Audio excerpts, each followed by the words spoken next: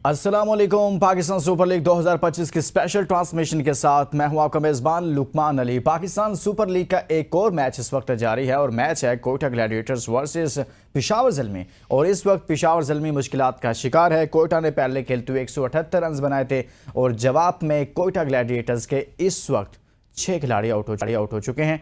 और मजमूई तौर पर देखा जाए तो आज पेशावर ज़ल्मी की जो बैटिंग लाइनअप है वो बुरी तरह से फ्लॉप हुई है। इस वक्त टॉप ऑर्डर मुकम्मल तौर पर नाकाम दिखाई दिया है और टॉप ऑर्डर जो है वो पवेलियन में बैठ चुका है। बाबर आजम समेत, साइम अयूब समेत सब पैकिंग मुकम्मल हो चुकी है। अब देखते हैं कि पेशावर ज़ल्मी यानी कि इस वक्त उनके सिर्फ 81 रन हैं और 6 खिलाड़ी आउट हो चुके हैं और 10.3 ओवर्स का खेल मुकम्मल हो चुका है। यहाँ से क्या वो कम बैक कर पाएगा, ये बहुत बड़ा सवाल है। इस पर भी बात करेंगे और आज के मैच के हवाले से बात करेंगे। और कार्ड आपके सामने रखते हैं। पहली इनिंग का कोयटा ग्लैडिएटर्स ने 178 रन बनाए, तो कैसे बनाए, कौन कौन अच्छा परफॉर्म कर गया आज के मैच में देखा जाए तो स्कोर कार्ड में जब हम देखते हैं तो बहुत अच्छी परफॉर्मेंसेज आई हैं। कोई आउट ऑफ बॉक्स परफॉर्मेंस नहीं है। सऊद शकील ने 32 रन किए हैं और इसी तरह से कुशाल मेंडिस ने 32 रन किए हैं। मार्क चैपमैन 33 रन किए हैं। यही अच्छा परफॉर्म कर सके हैं। बॉलिंग कार्ड सामने रखते हैं। पेशावर ज़ल्मी ने बॉलिंग कैसे की थी अगेंस्ट कोयटा ग्लैडिएटर्स के, उन्होंने 178 रन करवा दिए। जब खुद इतने रन नहीं कर सकते तो दूसरी टीम से कैसे करवा दिए भाई। तो यहाँ पर सिर्फ देखा जाए तो जोसेफ ने 2 आउट किए हैं, बाकी सब तो कोई अच्छा परफॉर्म नहीं कर पाए, अच्छी विकेटें नहीं ली हैं। चलें अब बात करते हैं और अपने पैनल का तारुफ आपसे करवाऊंगा। स्टूडियो में हमारे साथ मौजूद हैं हसनैन लियाकत साहब। हसनैन बहुत बहुत शुक्रिया। और उनके साथ तशरीफ रखते हैं शाकिर अब्बासी साहब। शाकिर साहब बहुत बहुत शुक्रिया आपका भी। हसनैन आपसे आगाज़ करता हूं। एक तो 178 रन, आपके ख्याल में इस पिच पर 178 रन का टारगेट कोयटा ने ठीक टारगेट दिया था या आप समझते हैं कि ये रन्स कुछ ज़्यादा बन गए या फिर ज़्यादा बन सकते थे? और देखिए, सबसे पहले तो आपका शुक्रिया जो आपने कहा कि कोयटा ने ठीक टारगेट दिया था या नहीं। मेरा ख्याल है कि पेशावर ज़ल्मी के जो अप फ्रंट के पेस बॉलर्स थे उन्होंने लाइन ऑफ लेंथ के ऊपर उस तरह से बॉलिंग नहीं की। अदरवाइज ये पिच वही 160-70 रन की थी। एक लम्हे तो ऐसा लग रहा था कि कोयटा शायद 200 बना जाएगा, लेकिन वापसी पे दूसरे स्पेल पे इनके स्पिनर्स ने साइम अयूब की तारीफ करनी होगी। सुफियान मुकीम को विकेट नहीं मिला, लेकिन उन्होंने भी काफ़ी ज़्यादा कंटेन किए रन और फिर बाद में आके अलजारी जोसेफ ने बड़ी अच्छी बॉलिंग की। सो वहाँ से जाके रन कंटेन हुआ। लेकिन जिस तरह की अगर लाहौर की कंडीशंस की बात की जाए तो लाहौर में आपको पता है ड्यू बहुत ज़्यादा होता है और इस वक्त फ़ायदा उठाना चाहिए था पेशावर को, लेकिन अनफॉर्चुनेटली पेशावर फ़ायदा नहीं उठा सकी। और एज ऑफ नाउ मैच तो इस तरह लग रहा है क्योंकि हाफ वे स्टेज हो चुका है कि पेशावर से ये मैच चला गया। हाँ, अगर हुसैन तलत में इतनी कैपेबिलिटी है या फिर अलजारी जोसेफ में कोई मैच यहाँ से निकाल लें, लेकिन अदरवाइज मुझे लगता है कि मैच पेशावर एक बड़े मार्जिन से हारेगा। बड़े मार्जिन से हारेगा। बाबर आजम की टीम इस वक्त मुश्किलात का शिकार है। शाकिर अब्बासी साहब, हसनैन लियाकत कह रहे हैं हुसैन तलत मैच जितवा सकते हैं। सर, आपने उनको क्रिकेट खेलते हुए देखा है, लगता है कि हुसैन तलत ये मैच जितवाने की सलाहियत रखते हैं? मेरा ख्याल है जो इस वक्त सिचुएशन बन गई है, अब मैच बड़ी हद तक कोयटा ग्लैडिएटर के हक में जा चुका है। और सबसे अच्छी बात यह है कि अब कोयटा ग्लैडिएटर वो कोयटा ग्लैडिएटर नहीं नज़र आ रही जो टूर्नामेंट के शुरू में थी। अब बदली हुई कोयटा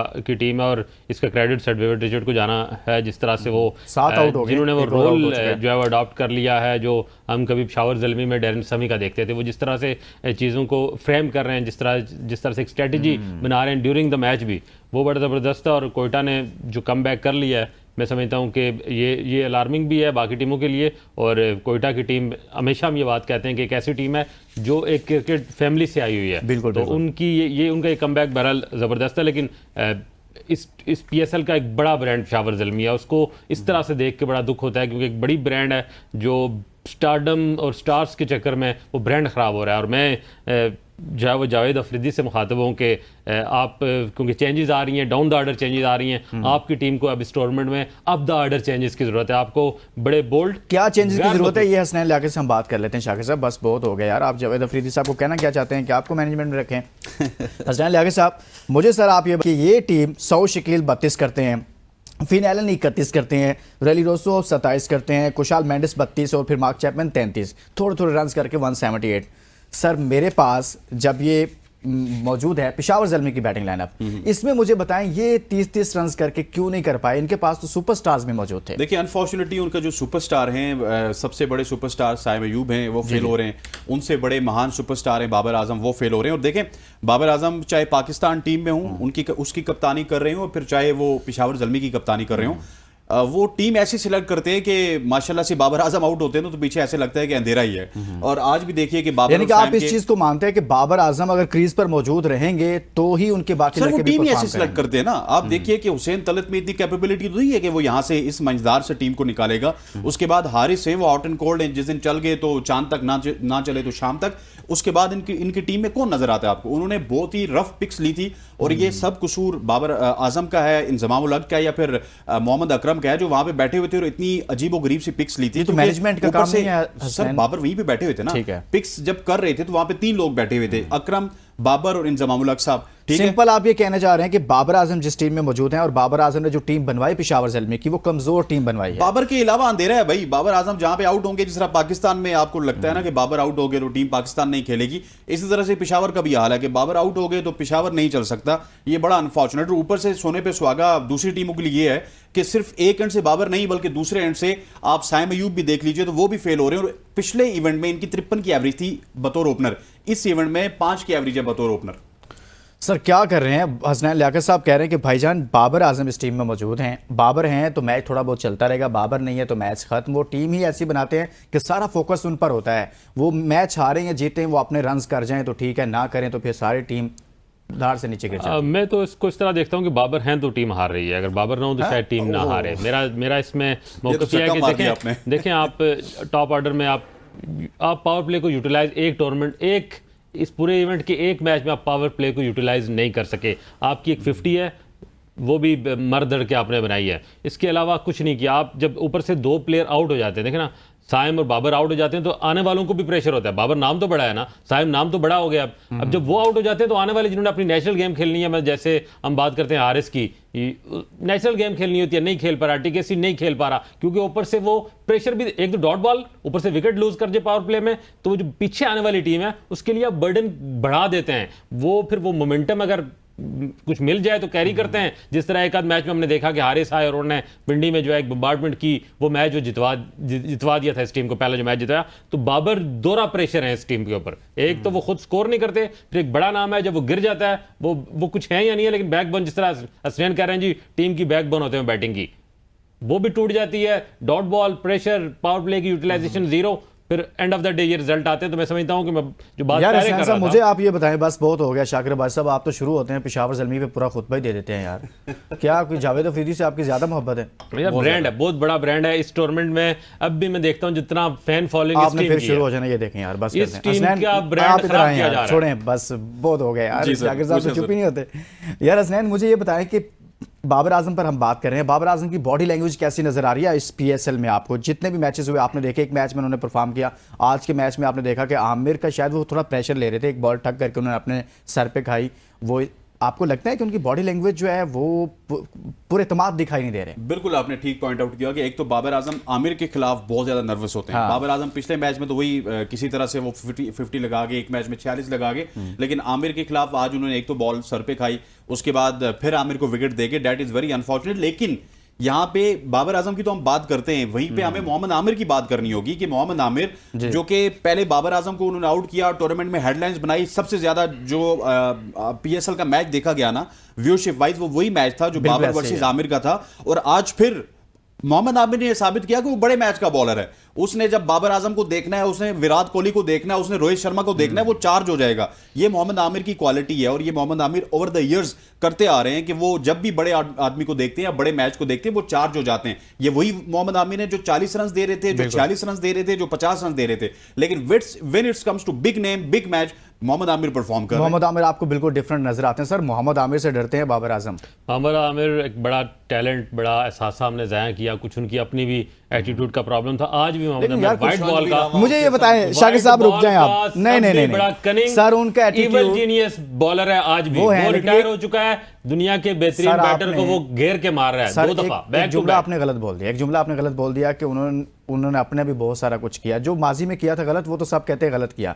एटीट्यूड जो है आपके, क्या जो मौजूदा सुपरस्टार्स हैं बाबर, रिजवान, शाहीन शाह अफरीदी, क्या वो इनसे ज्यादा एटीट्यूड दिखाता है यार अपना? मैं कह रहा हूं कि आमिर इनसे इनको बड़ा, आप बर्दाश्त करते हैं, आमिर लेकिन इनसे बड़ा प्लेयर है, talented, talent wise performance wise और मेंटली बहुत स्ट्रॉन्ग प्लेयर ये है, मानती इसलिए वो ज्यादा उसका दुख इसलिए होता है। मुझे आसिफ का दुख इसलिए है कि उस जैसा बॉलर शायद कभी पैदा ही ना हो दोबारा। वो उसके अंदर कोई और क्वालिटी नहीं थी, तो कुदरत ने उसके अंदर एक फीड कर दिया था, एक चिप लग गई थी, वो चल रही थी। आमिर जो है वो मेंटली बहुत स्ट्रॉन्ग है।